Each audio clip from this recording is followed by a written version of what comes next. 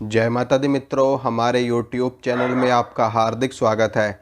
आज मैं आपको ये चीज़ बताने वाला हूँ कि अगर आप कोई भी साधना शुरू करते हो, चाहे आप किसी भी देवी की साधना कर रहे हो, किसी भी देवता की साधना कर रहे हो, चाहे हनुमान जी की करो, चाहे भगवान शिव की करो, माँ आदिशक्ति की करो, माता काली की करो, दुर्गा की करो, या आप कोई इतर योनि की साधना कर रहे हो, जैसे कि यक्षिणी साधना कर रहे हो, योगिनी साधना कर रहे हो, भैरव साधना कर रहे हो, इसके अलावा अप्सरा की साधना कर रहे हो, परियों की साधना कर रहे हो, किसी भी शक्ति की अगर आप सिद्धि कर रहे हो, कोई साधना करने वाले हो, तो उससे पहले आपको ये चीज़ें करना बहुत ही ज़्यादा ज़रूरी है। पहली चीज़ कि आपके ऊपर आपके गुरु का आशीर्वाद अवश्य होना चाहिए, आपके गुरु की कृपा आपके ऊपर ज़रूर होनी चाहिए।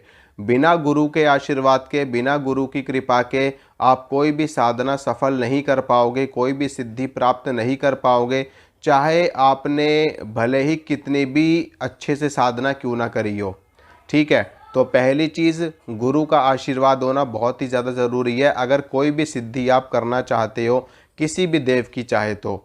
दूसरा, आपके पितरों का आशीर्वाद आपके ऊपर ज़रूर होना चाहिए। अगर आपकी कुंडली में पितृ दोष लगा हुआ है, कोई भी पितरों की वजह से कोई समस्या चल रही है और आप पितरों का श्राद्ध कर्म नहीं करते हो, पितरों के लिए तर्पण नहीं करते हो, पितरों के लिए आप उनको दान इत्यादि नहीं करते हो, उनके नाम से ब्राह्मणों को भोजन नहीं करवाते हो, या ऐसी कोई भी चीज़ आप नहीं कर रहे हो जो आपके पितरों के लिए की जाती है श्राद्ध पक्ष में, या फिर उनका देहांत होने के बाद आपने तेरहवीं नहीं की, उनका क्रियाक्रम सही से नहीं किया, तो निश्चित रूप से आपको पितृ दोष लगेगा और आप कोई भी साधना सफल नहीं कर पाएंगे, कोई भी सिद्धि सही से नहीं कर पाएंगे।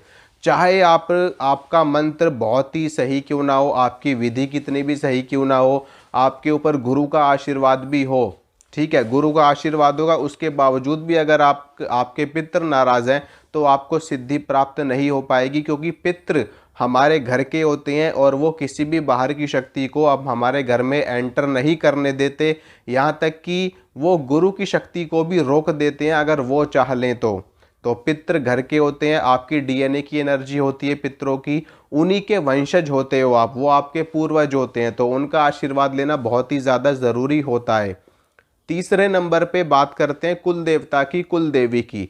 जिस प्रकार से पितृ हमारे घर के होते हैं, उसी प्रकार से कुल देवता और कुल देवी भी हमारी घर की होती हैं, उनका आशीर्वाद लेना भी बहुत ही ज़्यादा ज़रूरी होता है। उन्हीं के आशीर्वाद से हमारी जो वंश परंपरा है वो इस धरा पे निरंतर वृद्धि करती रहती है। उनके आशीर्वाद से हमारे घर में बरकत होती है, उनके आशीर्वाद से हमारे घर में आर्थिक स्थिति अच्छी होती है, उनके आशीर्वाद से हमारे घर का कारोबार, हमारे काम, हमारी नौकरी, हमारी सारी चीज़ें फलती फूलती हैं। कुल देवता और कुल देवी की कृपा से हमारे घर में दुर्घटनाएं होने से बचती हैं। हम कोई भी काम करते हैं तो उसमें हमें सफलता प्राप्त होती है। कुल देवताओं का, पितरों का, गुरु का आशीर्वाद होगा तो आप कोई भी साधना करोगे उसमें आपको 100% सफलता प्राप्त होगी। और चाहे आप बगैर विधि के करो या फिर आपसे कोई गलती भी हो जाए साधना के टाइम पे, तब भी आपको उसमें सिद्धि प्राप्त हो जाएगी, उसमें आपको सफलता प्राप्त हो जाएगी। तो इन तीनों का आशीर्वाद ज़रूर लेना अगर आप कोई भी सिद्धि करना चाहते हैं, कोई भी साधना करना चाहते हैं, आपको ज़रूर सफलता प्राप्त होगी। इन तीनों के अलावा जो भी आप साधना कर रहे हो उससे जुड़ी हुई पूरी जानकारी आपके पास में होनी चाहिए। क्या भोग देना है शक्ति को, किस मंत्र का जप करना है, क्या विधि विधान है, इन सारी चीज़ों की जानकारी होना भी ज़रूरी है। और इसके साथ में उस शक्ति से किस प्रकार से आपको संपर्क करना है, किस प्रकार से उससे संपर्क साधना है आपको, ताकि आपकी बातचीत उन तक पहुँचे और उनकी बातचीत आप तक पहुँचे, तभी आपकी पूरी जो सिद्धि है वो पूरी मानी जाएगी। ठीक है मित्रों, तो इसी वीडियो में सिर्फ इतनी ही जानकारी आपको देनी थी। आशा करता हूँ जो जानकारी मैंने आपको दी आपको समझ में आई होगी। अगर मेरे द्वारा दी गई जानकारी आपको अच्छी लगती है तो आप वीडियो को लाइक करना, वीडियो को शेयर करना, चैनल को सब्सक्राइब करना।